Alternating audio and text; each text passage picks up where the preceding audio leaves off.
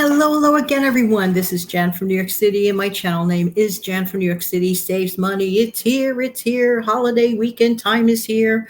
Thoughts of summer, thoughts of the beach, thoughts of parks, thoughts of picnics. Now, sometimes the picnic is just as close as your backyard. Some of us do not have backyards. Some of us don't get to the beach, but there's no reason in the world why you cannot enjoy picnic food, even if you just can't get to where you really would like to be. And that's a great thing to do. I've done it, and I probably will do it this year too. So therefore, I want to mention to you a couple of really go-to hearty but summer-like recipes that just make you feel like you're at the picnic, even if you're not there. And if you're really going there, pack it with you because this is good stuff. But a couple of safety precautions just to mention, but we'll get right into that because I forgot to give you my 8 seconds.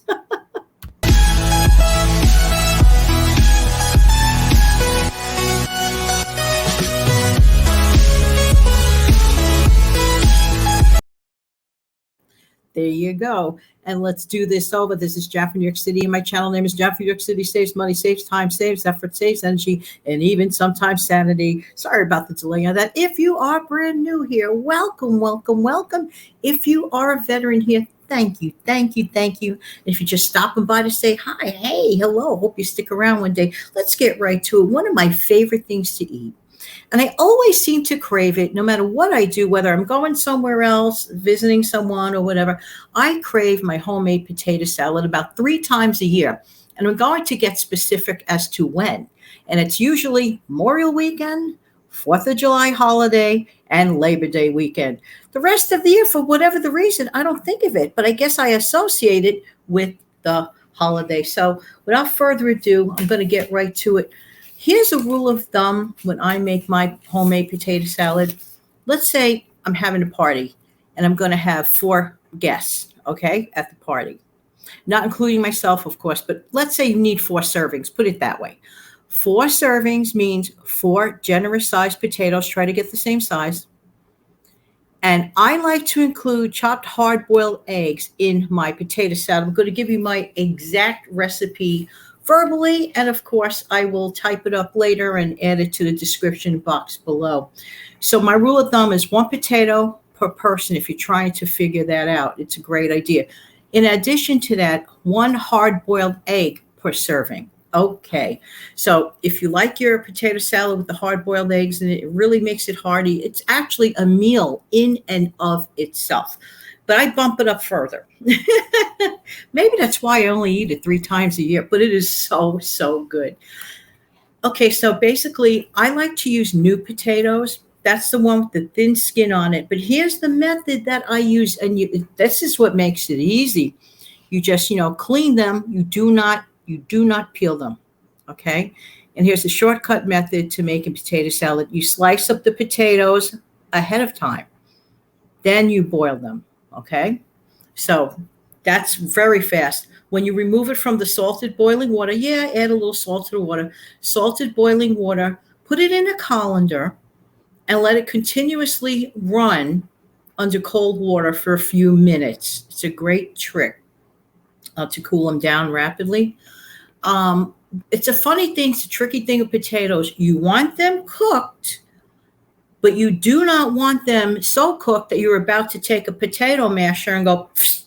Okay, so you want them firm, tender, firm. That's how you want them cooked, okay? That's the best way, because then otherwise you're going to get potato mush salad. You don't want that. You want a little texture to it. Okay, a couple of things you may want to use as a garnish. You can use either chopped parsley or one of my favorites. It's so easy. It looks so pretty too. Ground paprika. Or some shredded carrots. These are all options. So you're going to need as many potatoes as you need to do this. You're going to need 1 red onion, finely chopped. This is optional. If you like celery, if you don't like celery, up to you. 1 celery stalk, finely chopped. About a cup of mayo, little more or less to taste, or Miracle Whip, whatever you prefer. For a serving, if you're going to serve about 4 to 5 servings, 5 hard-boiled eggs, boiled and chopped, okay? but chop it with a little texture left to it, not as if you're going to mush it up as an egg salad. So give it a little bit of, pieces to it, chopped into pieces, okay? This is optional, but I think it lends a really good taste. 1 cup of bacon, cooked and drained, finely chopped. This really adds a little nice, yummy twist to the salad. You can use bacos, you can use bacon bits, whatever you have. Throw some of that bacon in there. It's really, really quite good. And as I mentioned before, 1 shredded carrot to the side to be used as a garnish. Okay. So you're going to scrub the potatoes, boil them and all that. As I mentioned before, make sure that they're not too mushy. Now, when everything is cool and all the potatoes are nicely cooled down, everything cooled down, okay, then you're going to add your ingredients gently in there because you don't want to break the potatoes. You don't want to mush the potatoes. Add everything in there. Like I said, you could top it. You could garnish it with paprika or the carrots or both, whatever you want, or just like a chopped parsley, be it fresh or the dried one, whatever you have on hand and whatever flavors you have on hand. And of course, you may wish to add a pinch of salt and black pepper. This is so good. Now, that's already, to me, a main meal. Okay. But if you have like company over and you want to throw on, some frankfurters, whether you're going to grill them in your kitchen or whether you're going to grill them in your backyard or whatever, or barbecue them wherever you are at some sort of facility that allows, to barbecue and all this and all that. Frankfurters and or / hot dogs. You can't, listen to me. I need a vacation. Frankfurters / hamburgers are the route to go. They're just easy to eat and everything else. Here's some tips though. If you're going to make another salad on the cheap, for example, this is another option. You could do a pasta salad, okay? And a secret ingredient in pasta salad for me will always be wishbone Italian dressing. Oh, it is so good.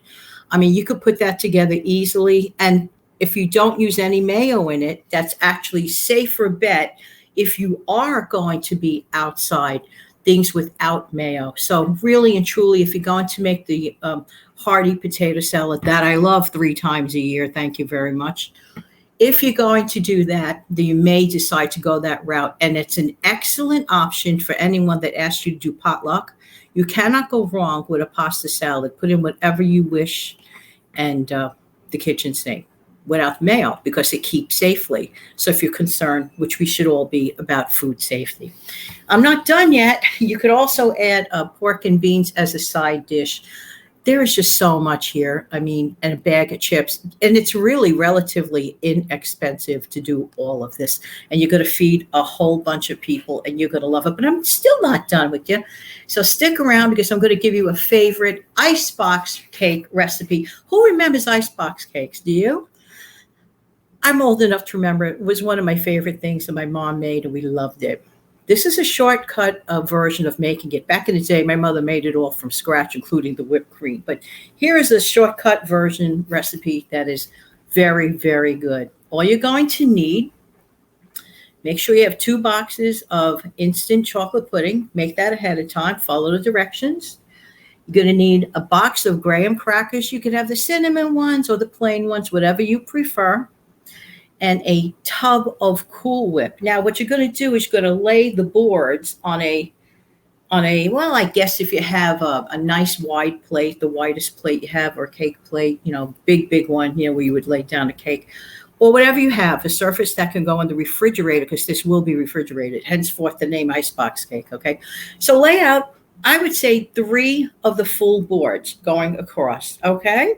Then you're going to take your prepared chocolate pudding, and you're going to top it over layer number 1. You're going to take another layer of the graham cracker boards, put them on top, more chocolate pudding, and keep going. And you're going to cover the entire surface when it has the last one. I suggest 3 layers. That works. So 3 layers. Don't do too many layers because then you don't want it to be just like just graham crackers. You want to taste the chocolate pudding. 3 layers works, I think, the best in my opinion. So frost over with the chocolate pudding, the top and the sides to seal it all together. Okay. And your next and final step, you're going to take Cool Whip and you're going to do the same thing, application to the top and to the sides. You are done. Put it away a couple hours so that the cookies sort of turn into almost like a cakey feel to it, okay? And even if that doesn't happen and you're just too anxious to try it, that's fine too. It is delish. You are going to love it. So I would say this whole thing probably would cost you less than $30 for this wonderful meal. So if you're having a bunch of people over, $30, you're getting away with a lot. So you could get seltzer, which is inexpensive, some lemon wedges, it's nice and refreshing. Just a thought for beverages. Okay. So wishing everyone a wonderful upcoming weekend.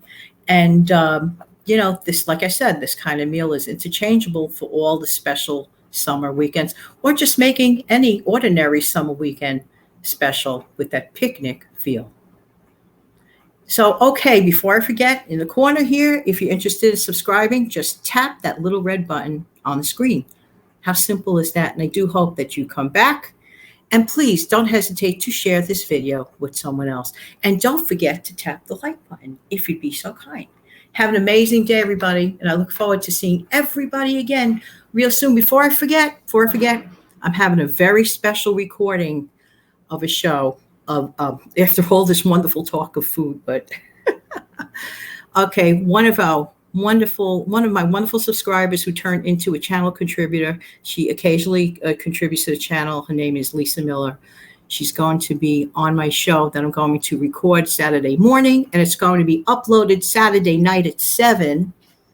And the new show is going to be called Success Stories. Every once in a while, I like to show a story of success. So this is about a tremendous success for Lisa. So come back Saturday night, okay? Have a wonderful day, everyone. I look forward to seeing everybody again when? Real soon. Have a great day and holiday.